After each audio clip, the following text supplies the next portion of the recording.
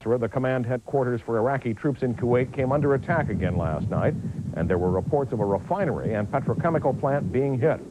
Basra has reportedly been so badly damaged that there is now only one bridge remaining that links the city to the north. This has been a Gulf War update. Stage for the expected ground war. It was one of the busiest days yet in the air war over Iraq. Pilots flew over 3,000 sorties aimed at softening up Iraqi positions for the ground campaign to come. More signs of the heavy toll the war is taking on Iraq. Baghdad says it will begin drafting all 17-year-old males. Up until now, those in school were exempt.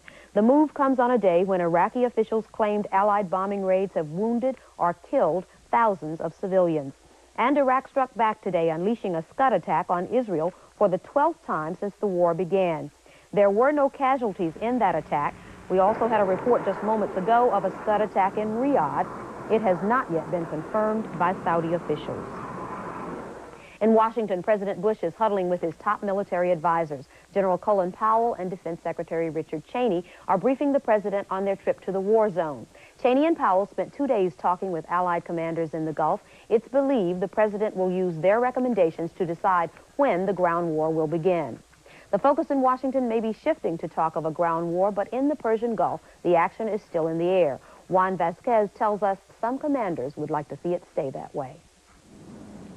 U.S. pilots are reporting this morning that they destroyed 4 Iraqi Scud missile sites, possibly 5, in the latest round of bombing. The military command has not confirmed these damage claims yet, but it's one more sign that there are still plenty of targets out there for the pilots. Today's action reinforced the position of military commanders in the Gulf region who want to continue a heavy bombing schedule and delay a ground offensive as long as their pilots can find and destroy targets. The campaign will go on until the big picture shows that they've been positively, substantially reduced in terms of their fighting ability, sufficiently so that we go in to liberate Kuwait with minimum casualties. It is a feeling shared by U.S. and Allied officers from the war room to the front lines. Well, as far as I'm concerned, and it's pretty much the attitude of our troop is we could sit here for indefinitely and let the Air Force do their bombing. Some units, such as those employing M1A1 tanks, are still moving north toward Kuwait and could use more time to get ready for an all-out ground offensive. Until they get the word to move, the soldiers on the front will continue to monitor Iraqi positions and remain alert for any sudden movements toward Allied lines. Military commanders are dismissing reports that the Iraqi warplanes which have flown to Iran represent a threat to Allied forces. They say they are confident that Saddam Hussein ordered the move to husband his resources, and therefore the planes have been effectively neutralized for the duration of the conflict. Juan Vasquez, CBS News, Eastern Saudi Arabia. Allied forces say they have neutralized much of the Iraqis' air capability. Now the British are working on the Iraqi Navy. The British command says another Iraqi patrol boat was blasted this morning. Royal Air Force planes are concentrating on bridges and other fixed targets. Now, this video was just released today by the British. You can see a British Buccaneer locking in to its target, an oil storage facility. Those white circles are oil tanks. One has already been hit, and you can see it on fire. In their briefing today, the British emphasized that they are being careful to minimize civilian casualties. U.S. military officials say one of the major goals of the American war effort is to minimize casualties of all kinds, especially among Allied troops. Richard Threlkeld explains that's just one of the issues factored in to what's called the Air-Land Battle Plan. The bombing campaign that's been going on for almost a month now is part of a textbook military operation that's actually been a part of U.S. military textbooks for almost a decade now. It's called Air-Land Battle, the Pentagon's way of describing air war in the 1990s. Air-Land Battle was invented after Vietnam, and it's designed to adapt to battlefield conditions almost anywhere. It divides the battlefield into 3 categories. Rear operations, that part of the buildup has been going on here in Saudi Arabia since last August, organizing supplies, communications, command, and control. Then there's so-called deep operations. That's what the bombing campaign has been largely about, targeting Saddam Hussein's military machine. The final and most critical component, of course, is close operations, the actual ground and sea assault, if and when it happens, using air, sea, and ground forces together, emphasizing initiative, keeping the enemy guessing. agility, moving faster than he does, and coordination to apply maximum force at the decisive place and time. I think we're in the decisive phase now in the sense that when we began the air campaign, we didn't pull any punches. We went after all of his strategic targets as well as his ground forces. I think when we begin the next stage or next phases of the campaign, that it will indeed be decisive. There's no doubt in my mind. The thing about air-land battle is that it has never been fully tested in combat. So we're likely to find out in the next few weeks whether it is as vital in practice as it seems to be in theory. Richard Threlkeld, CBS News in eastern Saudi Arabia. The tiny country of Bahrain has a problem that is moving quickly beyond the theoretical. The huge Persian Gulf oil slick is becoming all too real to the island country. Bahrain lies in the path of the advancing slick. The government there says it's simply not equipped to deal with the onslaught of oil. It has appealed to other countries to send oil booms and skimmers as well as experts. The oil spill points up the fact that the cost of the war in the Gulf are staggering. Find out how they could hit your pocketbook later in this broadcast. We'll have part one of a special report.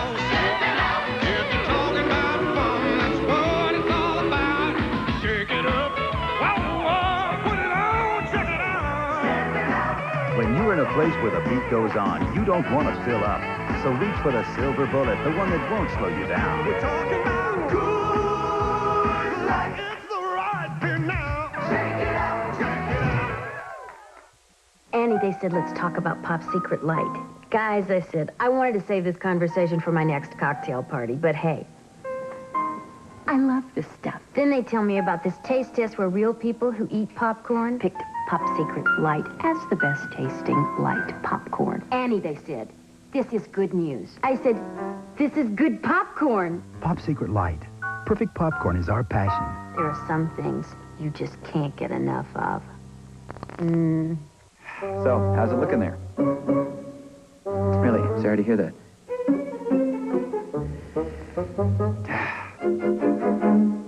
I'm into, but I've just been very busy. I've been brushing, but just not with the Tartar Control Crest. Tartar Control Crest helps stop tartar where it starts.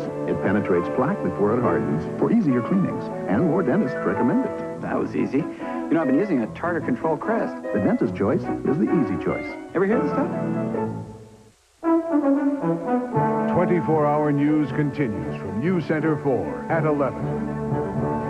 No ground assault in the Gulf, at least not now. The president gets a briefing and the war stays in the air. Good evening, everyone. The president has thought it over and decided there is still much more to do before sending the ground troops in. After meeting with his top military advisors, Dick Cheney and General Colin Powell, the president decided to give the air campaign more time to cripple Iraq's military. The air campaign has been very, very effective, and it will continue for a while. We're not talking about dates for further adding to the air campaign, put it that way. One of the reasons for the decision to keep the war in the air is the fact there are still plenty of targets out there for the coalition planes to attack. The Pentagon estimates almost 1,000 enemy tanks have been destroyed. The destruction goes on, but it's a slow process. The way they have many of their tanks and artillery pieces and armored vehicles in place is one bomb per vehicle because they have them revetted. In some cases, they have them dug in. The more that kind of force can be attrited by air before we send in foot soldiers and tankers and artillerymen, the fewer casualties we're going to take. Another reason to wait for a ground campaign, the growing number of Iraqis who are giving up. 1,000 have laid down their arms so far, and their stories, plus U.S. intelligence information, says another 4,000 have braved Iraqi execution squads to head for the border to surrender. A near-record 2,900 sorties were flown today, many against bridges and roads used in the movement of supplies to Iraqi infantry. We continue to attack them, and we do feel that we have significantly cut down the flow of military goods and services and equipment.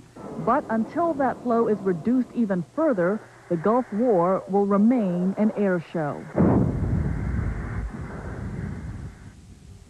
Well, after coming back from one of those bombing runs, an American pilot told pool reporters, quote, "We hated to come back, but we ran out of bombs." Well, the Scuds were back. Israel and Saudi Arabia both came under Scud missile attack. Lots of damage, only minor injuries in both places. In Israel, a missile hit an apartment building, leaving only the chimney standing. Windows were blown out for hundreds of yards around. 5 residents of the apartment building got by with only scrapes and cuts. They were waiting for the all clear to sound when the missile hit. After 1 minute, it was a pull. All the house, you can see. The picture is more than talking about it. Patriot missiles were fired at the Scud, but it's not known if the incoming missile was hit at all. Military censors do not permit the exact location of the missile attacks to be revealed. A missile launched at Riyadh, Saudi Arabia, was hit by a Patriot, but debris still fell onto a suburban schoolyard. It wrecked the school, an indoor swimming pool in the bargain, and caused minor injuries to 2 security guards. There were no students around. Luckily, they were on semester break. In a sense, the Scud attacks are a minor annoyance compared to what the coalition forces are dishing out. The bombing attacks are slowly cutting the city of Baghdad in half. 3 of the 6 main bridges across the Tigris River are now down. This bridge was destroyed just last night. 3 oil slicks now plague the Persian Gulf, the big one deliberately caused by Iraq, and 2 smaller slicks which may have been caused by attacks on Iraqi tankers. One slick is headed toward a bay where the world's largest herd of sea cows live. In other war news, a Soviet envoy has arrived in Baghdad to discuss the Kremlin peace initiative with Saddam Hussein. Iraq has lowered the draft age from 18 to 17, but 17-year-olds still in school are exempted. And an Egyptian newspaper claims that 15,000 Iraqi soldiers have been killed in the war. It said Iraq reported those losses to other Arab countries, but that could not be confirmed. From ABC News, this is a Gulf War update. I'm Bob Jameson in New York. French Defense Minister Pierre Jacques is at the White House discussing the Gulf War with President Bush. Earlier today, a French Army spokesman said France would increase its forces in the Gulf to approximately 14,000. In Iraq, foreign reporters were taken north of Baghdad to the town of Kirkuk and given a look at what officials described as civilian damage caused by yesterday's Allied attacks. In Baghdad, civil defense officials claim last night's raids destroyed the headquarters of a government ministry headed by Saddam Hussein's cousin. Iraq also says that in addition to 100 military targets in the capital, many civilian locations, including a maternity hospital and a nursery, were hit. This has been a Gulf War. This is KPIX Eyewitness News at noon. Good afternoon, I'm Bob Holman, and topping the news. Here are the top headlines from the war in the Persian Gulf. The ground battle may be on hold for now, but the air campaign is more intense than ever. Allied pilots say they took out 4 Iraqi Scud launchers overnight. And bombers continued to pound Baghdad, destroying a government ministry that's led by Saddam's cousin. In an unusual move, Iraqi radio disclosed 100 Allied air raids on military targets in Iraq and Kuwait. Normally, reports on such attacks are not aired. And the U.S. has promised more money to Israel. The State Department says it will ask other coalition members to pitch in. Israel needs about $13 billion to offset the cost of the war. After almost 4 weeks of being under attack, most Israelis still believe their country could hold off on retaliating. But as Bill McLaughlin tells us, the strain is beginning to show. It's a morning after scene all too familiar to Israelis. Civil defense volunteers clearing away the rubble after another Scud missile attack the night before. Israel is sticking to its policy of restraint, but this morning in Jerusalem, Prime Minister Yitzhak Shamir reminded a group of American Jewish leaders that 10 years ago, the Israeli Air Force destroyed a nuclear plant in Baghdad, and it hasn't forgotten how to get to Iraq. If today we exercise restraint, it doesn't necessarily mean that we shall do so tomorrow. There were 3 air raid alerts last night. The first missile fell on an unpopulated area. Then came a false alarm. And early this morning, the 33rd Scud, launched at Israel, blasted a wealthy community in the center of the country. All my house broken. The explosion tore homes apart and sent cars flying. But no one was seriously hurt. Only 7 lightly wounded people were taken to the hospital. Support here for Shamir's policy of restraint is growing, even among the victims. If this is the worst Saddam can dish out, they say, Israelis can take it. One newspaper editorial here this morning said the U.S. is doing its best to end the threat to the Jewish state by putting an end to Saddam. Bill McLaughlin, CBS News, Tel Aviv. In Washington, President Bush is meeting today with the defense chiefs of 2 major allies in the Gulf, Britain and France. This morning, Defense Secretary Cheney welcomed the French Defense Minister Pierre Jacques at the Pentagon. It was the first meeting ever between the two men. Jacques hasn't been in his job for long. He took over the post from a critic of Allied policy in the Gulf. There are 20,000 French troops there. Cheney and Jacques talked about how the war was progressing. The Pentagon says today meetings do not mean that a ground war is imminent. And the Soviet envoy is in Baghdad today trying to keep that ground war from ever starting. Yevgeny Primakov will meet with Saddam Hussein later today. He's bringing the peace plan from the Kremlin. The visit comes on a day of criticism of U.S. war policy out of Moscow. The Communist Party newspaper Pravda says American tactics in the Gulf could, quote, help the corpse of the Cold War scramble out of its grave. President Bush may have put an all-out ground war on hold for a while, but it's a different story in the air. Betsy Aaron explains what the bombardment is doing to Iraq's second largest city. There is evidence now released by the Iraqis that the United States is using cluster bombs on Basra. Cluster bombs are not new, but they are controversial. They are not part of an arsenal of the latest high-tech weapons capable of pinpoint targeting. For the Allies' part, the bombing of Basra is fair game. There are a lot of military-type targets woven within the infrastructure of the city of Basra itself. So it's very difficult for us to separate these. All along, the Iraqis have charged that innocent civilians are targets in this war. After weeks of low casualty figures, they are now estimating casualties to be in the thousands. Everybody is convinced that they are trying to punish us. They are trying to get rid of our leader and our regime, and they want to pulverize Iraq. Saddam's reaction to the devastation, as broadcast by Baghdad radio, is a call for total victory and a defiant declaration. Iraq, he said, has not asked for a ceasefire, will never accept a ceasefire. This, at the same time, the Iraqi deputy prime minister said Iraq would be willing to negotiate. On the diplomatic front, all doors are open with nothing substantive to report so far. In Jordan, King Hussein sat down with Nicaragua's Daniel Ortega and the PLO's Yasser Arafat last night. Some kind of international meeting with unnamed but so-called important diplomats might take place here as early as Thursday. Then again, it might take place in Tunis. There's an awful lot of diplomatic maneuvering going on the eve of the UN session to discuss the Gulf, scheduled for tomorrow. But no one anywhere is predicting any breakthrough. Betsy Aaron, CBS News, Amman. Psychological effects of the war can determine how we spend our money. Reporter Craig Miller explains how our minds could be affecting our wallets in part 2 of his series, War and Money. You'd expect the first bomb to fall on the stock market. Instead, on the first trading day of the war, the Dow went up like a Patriot missile and continues its upward flight 3 weeks into the war. You hear on the telephone people talking about the awesome tragedy of this, but it seems the real enemy is the uncertainty. The market is handling one thing at a time. Joe Wahed is the chief economist at Wells Fargo Bank. The most critical element as the war started was the oil. And this has been so far settled. It's not over yet. At least the market has taken a gamble that the large uncertainty is over. Which brings us to surprise number 2. Oil, after just about doubling in price on fears before the war, is now fetching about what it was back on August 1st, before Iraqi tanks rolled into Kuwait. Psychology is a very potent force in determining business behavior.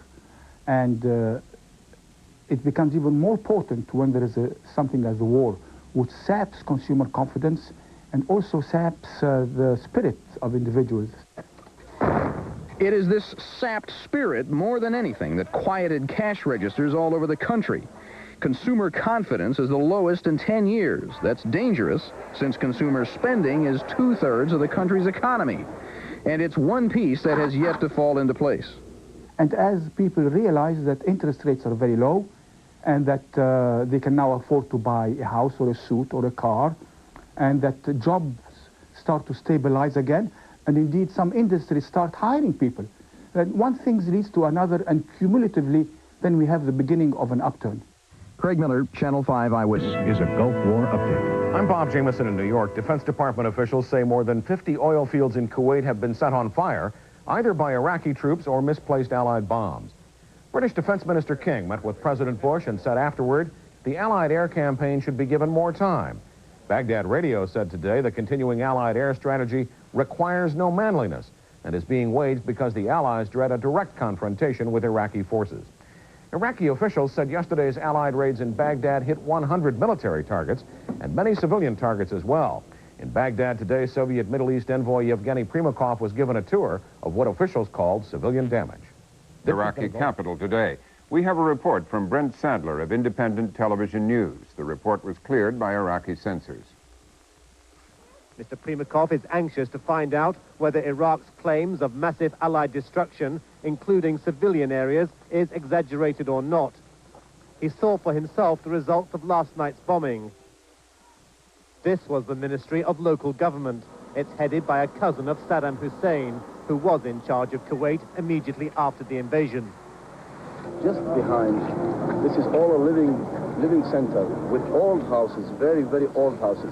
They had a lot of killed people, which is damaged. Even a shelter downstairs has been damaged here. This was the first tour of bomb damage in Baghdad by any influential government representative since the outbreak of hostilities. Mr. Primakov was not taken to see any destruction at military locations.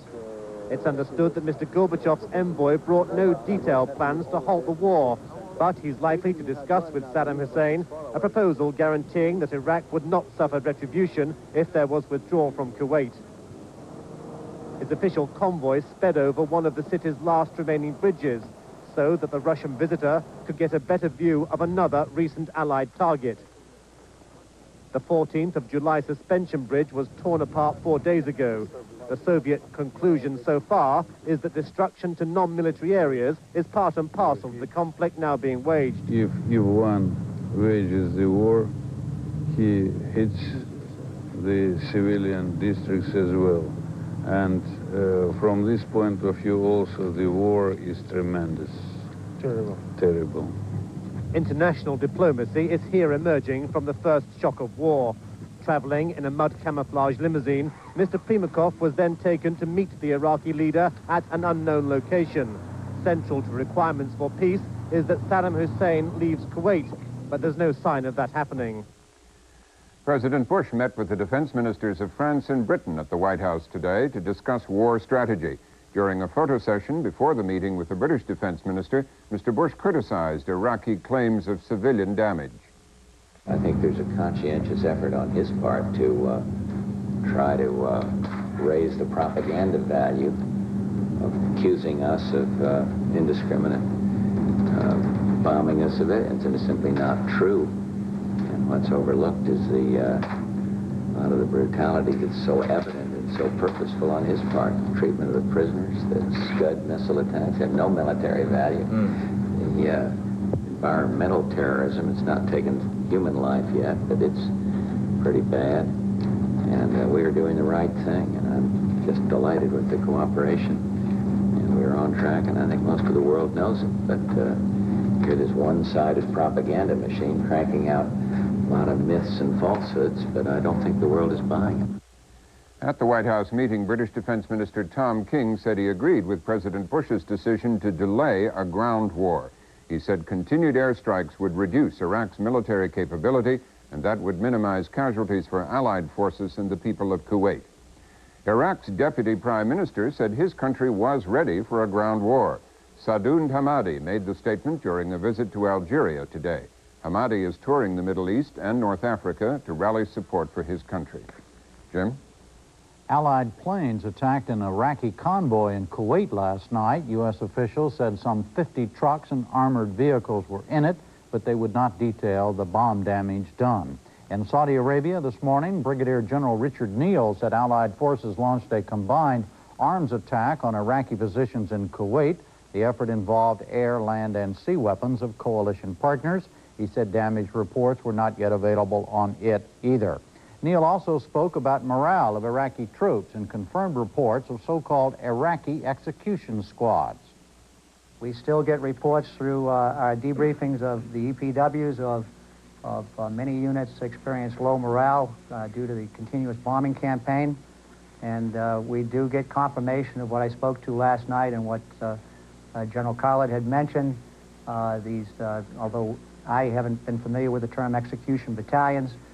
They still are people wandering through the units in squad-type formations, executing those that are listening to prohibited channels, radio channels, or trying to escape to the south, or leaving their assigned areas. General Neal said U.S. pilots believe they destroyed 4 more Iraqi Scud missile launchers last night in western Iraq.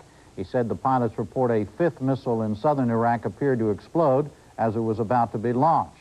6 people were injured in a Scud attack on Israel early this morning. Another Scud fired several hours before fell harmlessly in central Israel. We have a report narrated by Tom Brown of Worldwide Television News. The remains of a house that took a direct hit from a Scud missile, or part of one. A 250-kilo warhead reduced it to rubble. The owner was at home at the time, but survived. Another example of what's become known as the Tel Aviv miracle.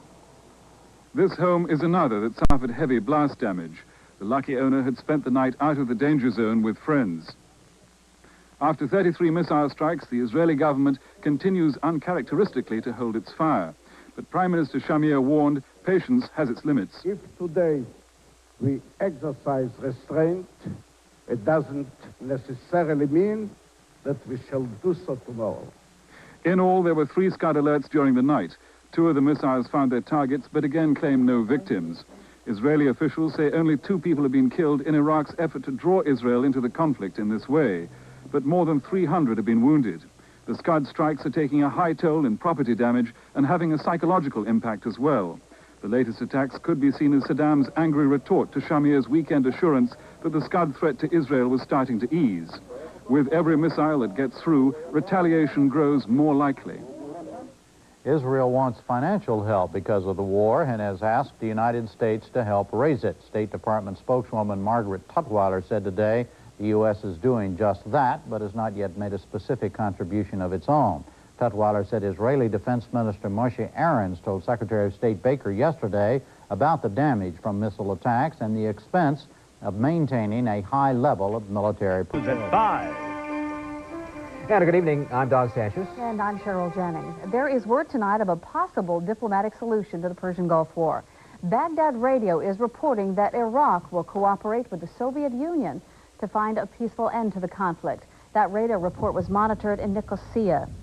Soviet envoy Yevgeny Primakov reportedly gave Saddam Hussein a message from the Soviet President Mikhail Gorbachev about the Soviets' view of that regional conflict. Saddam Hussein is quoted as saying Iraq is prepared to cooperate with the Soviets and other nations and agencies in the interest of finding a peaceful solution to the region's central issues. Primakov was given a tour of bomb-battered Baghdad today. And from the air, the ground, and the sea, the Allies are engaged in one of their most furious attacks on dug-in Iraqi forces in Kuwait. The relentless bombing seems to be taking its toll on those troops. Allied officers say Iraqi desertions are a daily ritual because, they say, desertion is the only way to escape certain death by Saddam Hussein's execution squads. They still are people wandering through the units in squad-type formations, executing those that are listening to prohibited channels, radio channels, or trying to escape to the south, or leaving their assigned areas. If these captured Iraqi tanks riddled with rust are any indication, the constant bombing doesn't leave any time for vehicle maintenance. Food and water supplies are dwindling. One group of deserters said they'd been cut down to 1 sandwich per man per day. Pentagon officials are puzzled about Saddam Hussein's apparent lack of reaction to the Allied assault on his troops. What they've been doing since Qafti has been sitting still and getting hit, relentlessly getting hit. Iraqi censors released these pictures of overnight bombing damage. This still-smoking government ministry building is said to be where Saddam Hussein's cousin was running the government of Kuwait. He reportedly escaped uninjured. The military says there is no shortage of targets, so the airstrikes go on as allies maintain supremacy in the skies. I wouldn't buy a ticket at a local airline going into Baghdad because any aircraft in the air over Iraq we consider enemy aircraft. Military officials admit the Iraqis are having some success keeping Scud missile launchers intact. They've been using decoys to fool Allied pilots. Just last night, Iraq fired more Scuds into Saudi Arabia and Israel. Israelis are showing signs of strain from the Scud sieges. Thousands of homes have been damaged, and daily life is constantly disrupted. Right now, the government supports coalition strategy, but warns... If today we exercise restraint, it doesn't necessarily mean that we shall do so tomorrow. Back on the home front, President Bush is dismissing Iraqi reports about civilian casualties as propaganda. He says he doesn't think the world is buying it. Allied officials deny that they are targeting civilians, although they do admit there's no way to avoid killing some innocent people. The Pentagon says its so-called smart bombs have a 90% accuracy rate.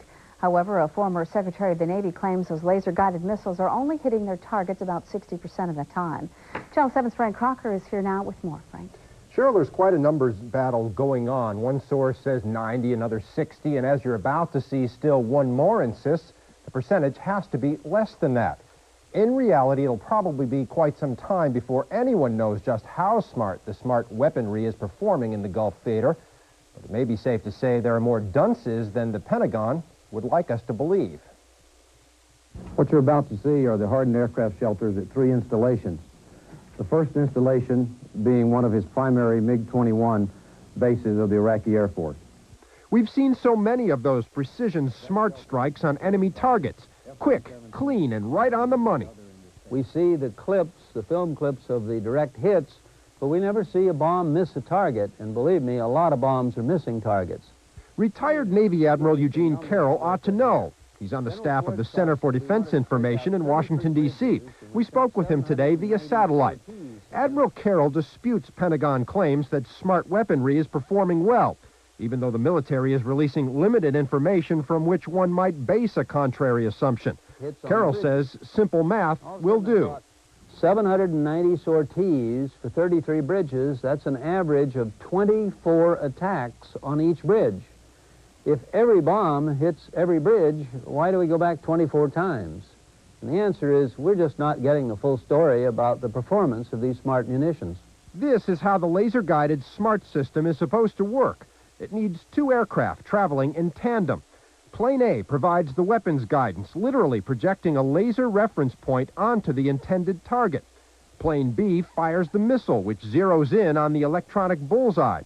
But if clouds obscure the laser, or Pilot A can't keep the beam on target, or one of the system's high-tech components fails, all bets are off. Any of those can go wrong, and when that happens, the bomb goes dumb. The missile goes dumb. And from then on, it will go any place it wants to go. It may miss the target by 1 mile, 2 miles. You just don't know where it's going to end up. In some cases, it's clear they've ended up in residential areas and have inflicted a still undetermined number of civilian casualties. The military brass likes to refer to that as collateral damage, one of many preferred terms in the other war, the war of information. It's number one on the priority list, really, to put the best face on the news, spin it so that it seems as if this is a very effective, benign, sanitary war. We even hear the term surgical bombing. Believe me, the only surgery in air warfare is what happens in hospitals after the bombs fall. We must also consider the cost factor. For example, one smart bomb runs about $64,000. A standard armament with comparable tonnage is only $2,300. That's what the Pentagon has to consider when releasing information to the public, because the President will ask Congress for additional funding for the Gulf War.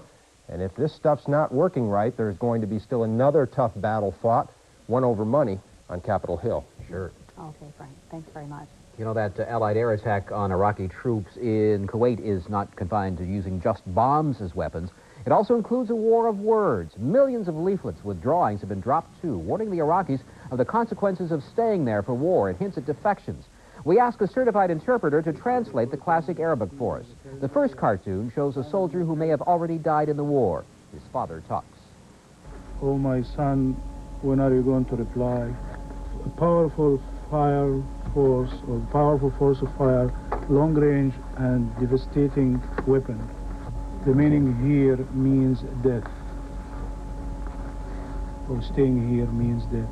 Would this be talking? It's like his thought. His thought, okay. That's his thinking, yeah. Time will not help you. It's only a matter of days, and 15th of January will arrive. I think this was referring to the deadline, January the 15th.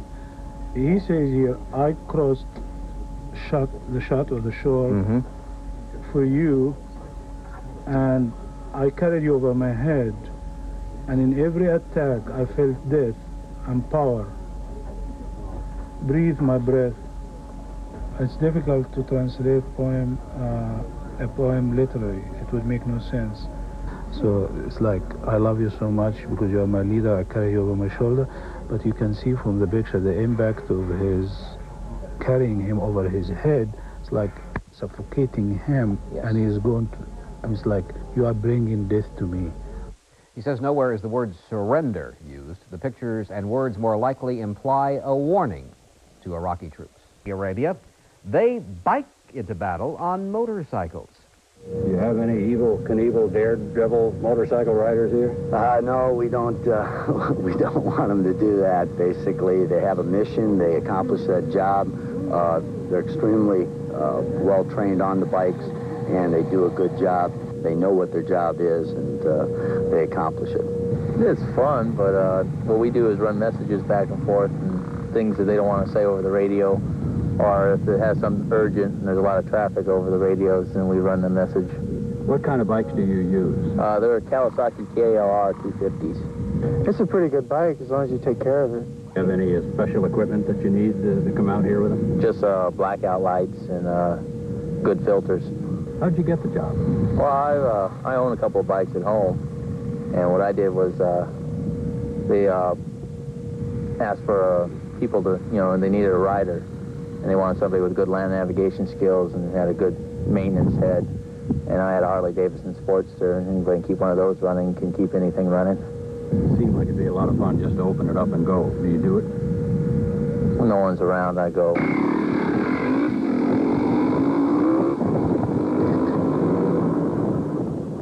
Don't go too far. The Marine bikers' main mission is delivering messages, which for security reasons, officers prefer not to send by radio.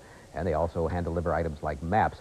The motto of the 1st Marine Division is, appropriately, good to go. Soldiers dug in at the front.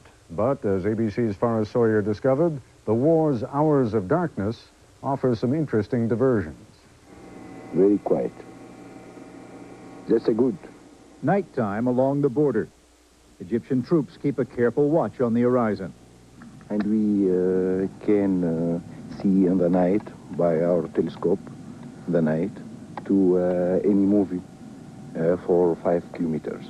In the skies over Kuwait, spotter flares dropped by Allied planes searching for targets on the ground. In these first pictures of Allied air attacks, you can see the targets are often found. This is a rocket. 2. 1, 2, 3, 4, 5, 6, 7, 8, 9, 10, now. On the horizon toward Kuwait City, oil fires. The soldiers here saw the first bomb strike the night before. They're convinced the Allies hit Iraqi fuel dumps. The fires are located many miles from this lookout post. The sentries here say they've been watching them burn for more than 24 hours, and there is no sign that they're dying down. And no sign the bombing is diminishing. Allied planes turn on running lights in Saudi airspace. The crowded sky is filled with their distant flashing. The soldiers' precious lifeline to the rest of the world is more valuable at night, when radio transmissions are more clear. Important information for troops who have spent long weeks and months waiting in their tanks, walking away boredom and tension, and watching the skies. Watching the Allies wear down the enemy with thousands of bombs and missiles. Thousands. Every night, bombs. Very, very much. The troops here expect to see thousands more before it's their turn to enter the fight. And still standing by in Saudi Arabia, Forrest Sawyer. Forrest, I get the impression that almost as much takes place by night as by day. That's certainly true of the Allied air attack, Ted. One of the remarkable things, as you look back towards Saudi Arabia at night, on a clear, moonless night as we had, you see the stars glittering quietly, but mixed in among those stars are flashing points of light. Those are Allied planes, and there are hundreds and hundreds of them. It is a much busier night than you would have at any American airport. How they managed not to collide is a remarkable feat. Joining us now from Dahran is Kurt Warden. He's a freelance cameraman who works almost exclusively for ABC News and accompanied Forrest on his trip to the border, along with Chip Hires, a photographer with Gamma Liaison, the New York-Paris photo agency. Chip, you've been out there on the border several times. Anything strike you as changing now over the past few days? I'm just impressed with the amount of material that's constantly going up without stop. It's just incredible, the amount of convoys and material tanks that just seems to have no end after weeks. I'm just amazed that they still keep going. What kind of material? And does it seem to be going equally to all different parties out there? Is there as much material going to the Egyptians and the Kuwaitis, for example, as is going to the Americans? Well, the Kuwaitis and Egyptians, I think, have pretty much what they've had since the last 6 months, but the Americans certainly are continually being resupplied. Kurt, talk to me for a moment about the sound, if you would. We saw those extraordinary night-scope pictures of yours where you can see the explosions going off in the distance. I'm told that when the B-52s are bombing up there, you can not only hear it, you can feel the ground shake. Were you there for any of the B-52 raids? And what about the sound from the other bombing raids?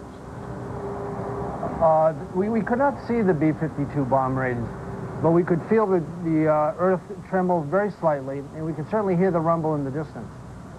We have the technology of the camera with the night scope to be able to see the flares, be able to see the bombs hitting the ground from the rockets and the jets. Unfortunately, the microphones are not as sensitive, and we really can hear at that distance that sound. But that's why I was asking you about what the human ear picked up. Either you or Forrest, Kurt, if you want to begin, could you hear the sound of the bombing attacks? Yes, it's very quiet out in the desert at night. You can hear almost any sound. A slight wind across the desert, a voice in the distance of somebody talking to his neighbor. And you can also hear the aircraft overhead, and you can hear the rumble in the distance of the B-52s. I'll tell you what's intriguing about that, Ted. The troops that have been out there for a long time, some long months now, are able to hear that rumble of the B-52s long before Kurt and I were able to hear it. They were also able to identify certain kinds of planes, and you saw that remarkable footage where the captain saw a rocket flare and was able to count it down. He's just been watching the sky that long that he knows exactly what kind of missile is being fired when. Forrest, you were talking earlier on about the training of the Egyptian troops being a little bit ragged. I'd like you to enlarge on that just a little bit. I mean, we could see it looked a little bit ragged there, but where it counts, do you get the sense that they are equally ragged? Well, that's going to be difficult to say. It depends upon how their enemy is faring. But they're not up, to my eye at least, they're not up to American standards. They seem not to have the same equipment. They have M60 tanks instead of M1 tanks. They don't have the radar that the United States does. And they're probably not as well coordinated. They do certainly seem to me to have a tremendous fighting spirit. It was remarkable that they've been out there that long, and they still are apparently eager to go on and get this thing over with, much like the U.S. Marines. All right, Chip, in a couple of minutes after the break, we're going to see the video of the Iraqi troops who came in. And I gather you and Kurt were the first on the scene when the Iraqis came. Just describe to us what you were doing up that early in the morning, and then after the break, we'll take a look at some of the video.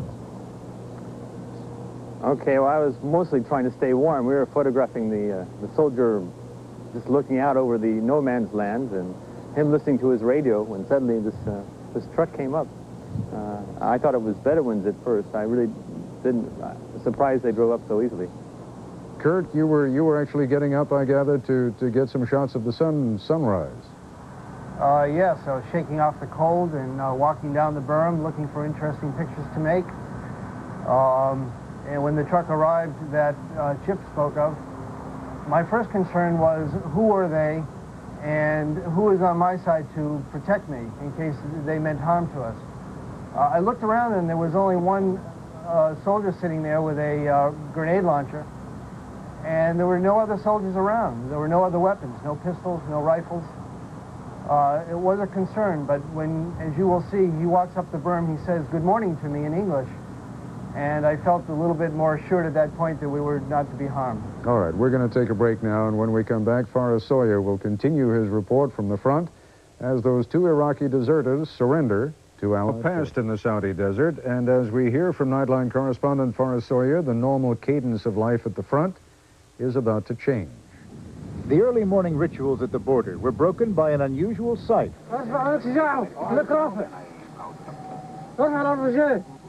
A car came driving across the desert from Iraq. 2 Iraqi deserters were up at first light to steal a nearly broken-down truck and make a run for it. We have masked their faces to protect their families from reprisals by the Iraqi government. When they arrived at the earth berm, an astonishing drama began. We want peace from the joint forces.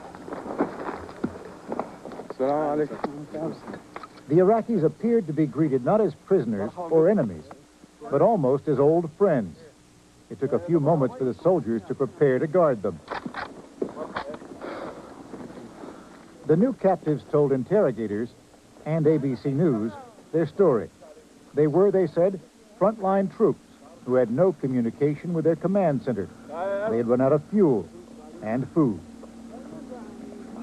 They say it is very hungry, and Iraqi very angry from the president of Iraq, Saddam, and who wanted to kill you, to kill him, but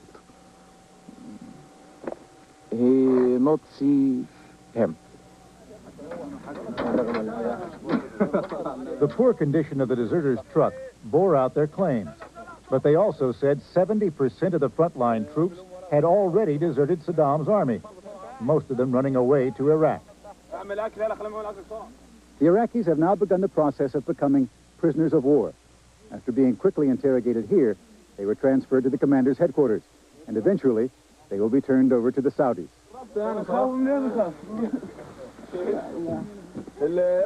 After the prisoners left, officers gathered the troops together for extra training, extra preparedness for any new deserters that might come across. As the Allied bombing continues, there is a growing chance the soldiers will have new visitors. And we are joined once again live by Forrest Sawyer in Saudi Arabia. It really did not look as though the Egyptians were exactly ready for any enemy soldiers to be coming across the line there. Well, they're spread out, as you might imagine, so that there's one person at a particular place, and wherever that car might drive up, they're not likely to come across a crowd of soldiers. They moved, I think, fairly quickly. What I was surprised by was the warmth with which they greeted these 2 men who came across. They were simply happy to see them, and patted them on the back and gave them some food and said welcome to them. It was not a tense scene at all. The first man, who seemed to speak fairly good English, or at least said he wanted to make peace with the coalition forces, was he an officer or an ordinary Iraqi grunt? He was an ordinary Iraqi grunt who had been studying for 3 years in engineering school in Iraq when Saddam decided that it might be time for him to join the rest of the soldiers. And for 2 years, he's been laboring in the army. He said he didn't like being in the army in the first place, and once he was plopped down there on the front lines as cannon fodder, effectively, and once he knew that there was going to be no peace, he intended to get out of there. And so he simply waited until he had a chance to get that truck, and everybody else was sleeping, and they took off. Now, any word from any of them as to what conditions specifically were like? And I would assume that you have to take, at least with a grain of salt, what these folks are telling you. What was it you said, about 70% deserters? Boy, that one's an awful tough one for me to believe, but he is claiming that 70% of his front line troops had deserted, most of them back to Iraq. Now, that's the story that you hear from people like him who show up tired and hungry and dirty. I have heard other stories, although I have not seen these prisoners, that some have arrived, particularly combat engineers recently have arrived to some Kuwaitis, and they've been well-dressed, they've been clean, they've been well-fed, and they say that they're living underground in good conditions. As one Kuwaiti put it to me, these come up looking like they've been living in a hotel, and they say that they're living underground, they're able to deal with it, they just wanted to get out of there because they didn't like Saddam. Chip, did you hear any of the stories, and we're seeing some of them now also in wire service reports, word from other deserters who are claiming that there are execution units roaming around on the Iraqi side, and if they sense that anyone's trying to make a break for it, they're just summarily shot. Well, I've heard those same reports. I mean, it really would be difficult to tell from our vantage point what exactly is going on over there. I think the people are afraid. These particular two soldiers left when everyone was asleep, for instance. I don't think they're likely to go apart, leave their position in the middle of the day.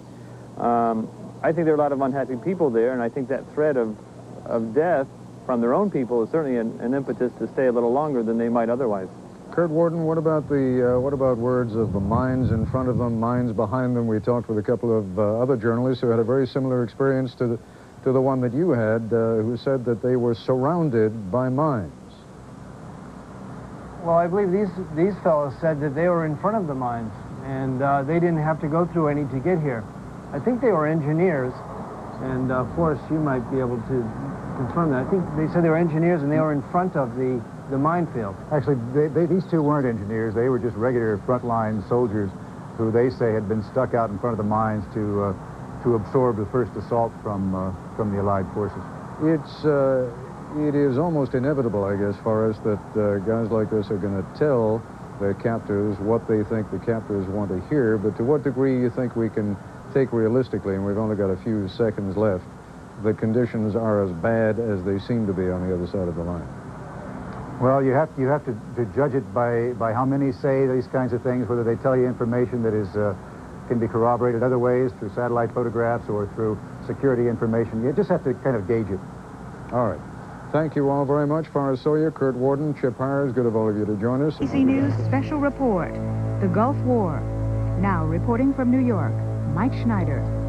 Good morning to you. We're coming to you this morning to explain a situation that has developed in the Persian Gulf War. It happened overnight, and there have been a variety of explanations and a good deal of controversy generated throughout the world. It centered upon a bombing that apparently occurred in Baghdad, and what it occurred at is a matter of debate right now at the highest levels. The Iraqis insist that hundreds of people were killed when the Allies bombed a civilian bomb shelter in Baghdad. There have been very sharp replies now from U.S. military sources indicating that it was much more than that. And we're going to go to our Pentagon correspondent, Bob Zelnick, to explain what they have to say about that. Bob? Mike, according to military sources here, the facility that was struck was a military command bunker. They say that it was hit by two precision-guided penetrating bombs at about 4:30 a.m. They say that there is both electronic and physical evidence that it was a military command bunker and had become even more active in the past couple of weeks. They say that if Iraq indeed decided to shelter civilians at that so-called bomb shelter, that Iraq bears the onus and the blame for any casualties that resulted. But there's no question but that the facility was deliberately hit by the U.S., and it was hit in the belief that they were striking a legitimate command and control facility on the part of the Iraqis. Bob, a question raised, though, immediately was, throughout the duration of this war, there have been much in the way of complaints from a variety of people on the length of time it took for U.S. authorities to verify what they have done in terms of battle damage assessment. This seems awfully quick in terms of verification. How could they do it? Well, I think that's a valid observation, Mike. In fact, the Riyadh briefing this morning was delayed by a period of minutes while the briefer himself, General Neal, conferred with senior Pentagon officials as to just what happened and just how the information would be disclosed. It comes at a time that the administration is increasingly sensitive about the political and propaganda damage that's being done to the U.S. cause by Iraqi claims of great large-scale civilian casualties. The administration is concerned because it seems to be eroding some international support for the U.S. effort, for the Allied effort over there. The administration is concerned because much of this material is made public via U.S. press and U.S. correspondents who are in the field there. And right now, the administration is somewhat at a loss as to how to handle this situation. All right, Bob, thank you very much. ABC's Bob Zelnick live at the Pentagon for us this morning. As Bob mentioned a moment ago, there was a briefing, the usual regular morning briefing by the officials at Riyadh, delayed just a little bit while they got their act together and got the story out the way they saw it. And that briefing was conducted by a brigadier general by the name of Richard Neal, who explained exactly what the U.S. intended to do and exactly what happened. I'm here to tell you that it was a military bunker. It was a command and control facility. It's one of many that has been used by the Iraqi government throughout this operation. We have been systematically attacking these bunkers since the beginning of the campaign. General Neal was also questioned about the loss of life. He says if it's true, he was asked, would the U.S. feel any sort of anger, any sort of pity, or any sort of sorrow? And he said, you're damn right. In the meantime, we're going to go back to Bob Zelnick right now at the Pentagon. Bob, I believe you have something else for us? Yeah, Mike, part of the physical evidence, of course, was photographic evidence and other evidence that the facility had a fence or guardrail around it, that it was guarded by Iraqi military, and that it was itself camouflaged, all suggesting that the Iraqis themselves treated it as a military rather than a civilian facility. All right, Bob, thanks once again. In the meantime, the war does continue in the Persian Gulf. Reports in this morning indicate that once again the air war has been intensified and the campaign continues. Of course, ABC News will be on the air hourly to keep you up to date of developments in the Gulf War, and we will be on the air whenever the situation warrants aside from that. For now, I'm Mike Schneider, ABC News, New York. Apparently the biggest loss of civilian life yet. This on a day of rumors that Israel will be joining the war and the Soviets are trying to stop it. First, the reports that Allied missiles struck an air raid shelter where hundreds of women and children were killed. Doug Tunnell reports that foreign reporters were taken to the site by Iraqi officials who say that 500 people died. This report was cleared by Iraqi censors. Rescue workers searched through the rubble in suburban Baghdad this morning after the entrance to an air raid shelter took a direct hit during an Allied airstrike. It was thought to have been one of the safest places in Baghdad, one of 5 huge public bunkers built during Iraq's war with Iran, capable of providing shelter to over 1,000 people. Casualty figures conflicted. One Iraqi official said thousands of people were trapped inside. Rescue workers said they believed 400 to 500 had perished.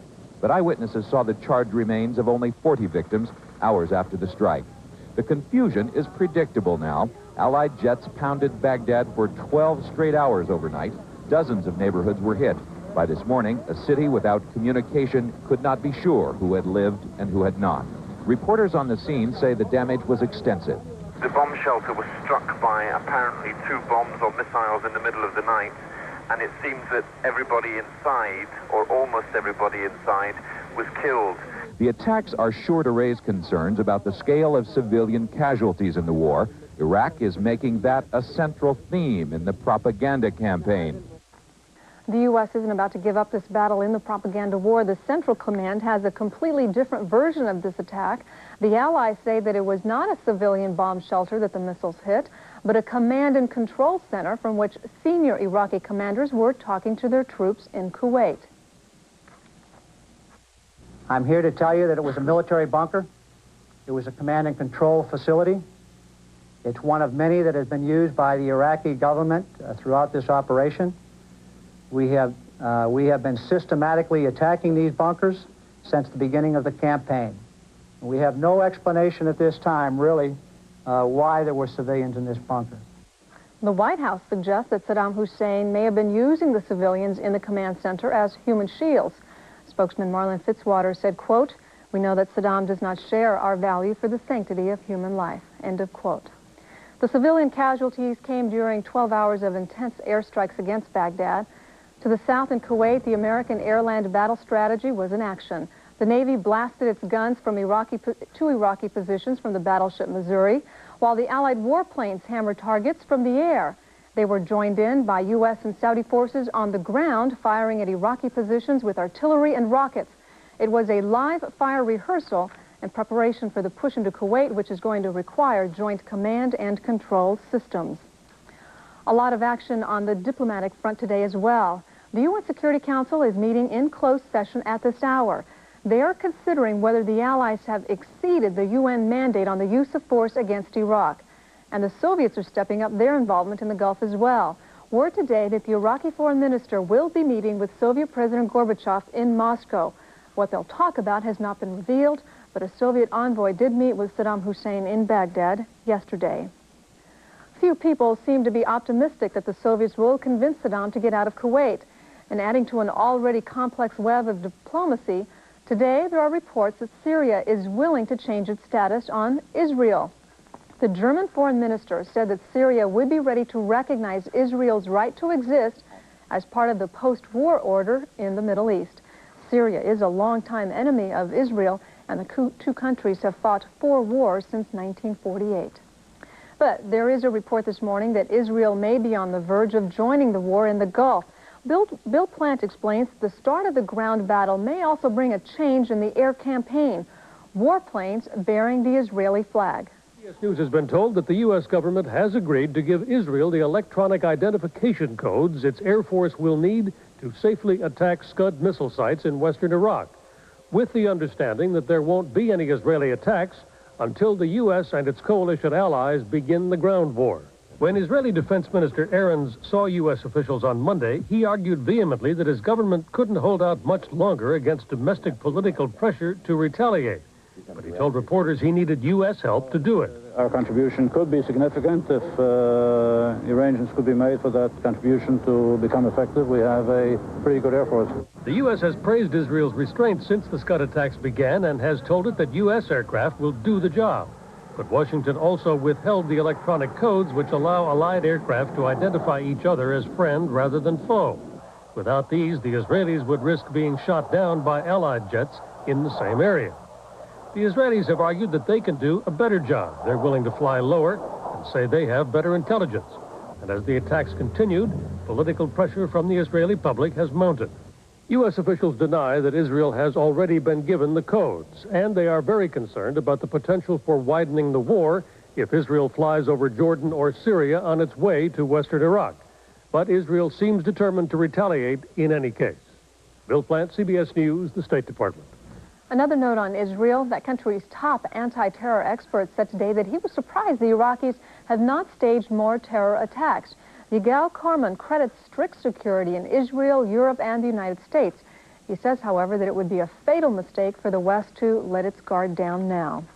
In harm's way, his is a view widely held in Islamic nations and politically useful to Saddam Hussein.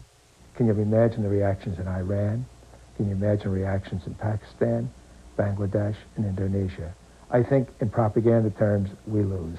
Jordan, a nation caught in the middle and hanging by its economic fingernails, bitterly condemned the incident. Yemen followed suit. Egypt will encounter heavy citizen pressure. Such passions will strain the Arab Western Alliance and, some fear, hasten commencement of a ground war while there is still an alliance. Civilian deaths will dominate United Nations debate. It is our policy right now not to strike targets where we know civilians to be. It is our policy to strike military command and control facilities. We've got to take a look at those two things and decide what exactly it is we're going to do in the future. Indeed, it seems likely the Allies will be forced to modify strike policy to avoid certain known military targets located in civilian areas, a change which appears to play into Saddam Hussein's hands if, as is charged, he has intentionally mixed military and civilian installations. I'm outraged that civilians might have been placed in harm's way. Perhaps.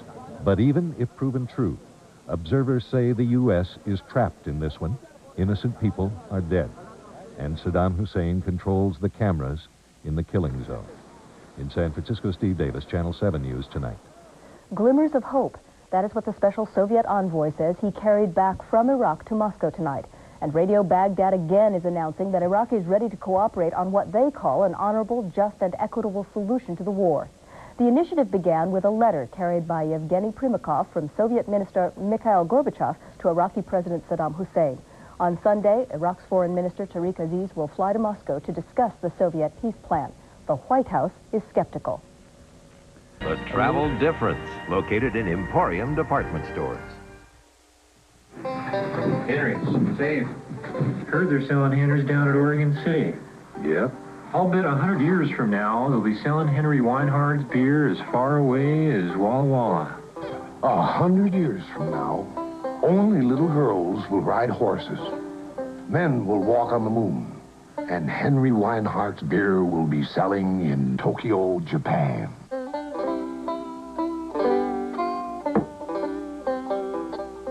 Jerry Van Dyke, Bronson Pinchot, Richard Mall, and Sinbad next Donahue.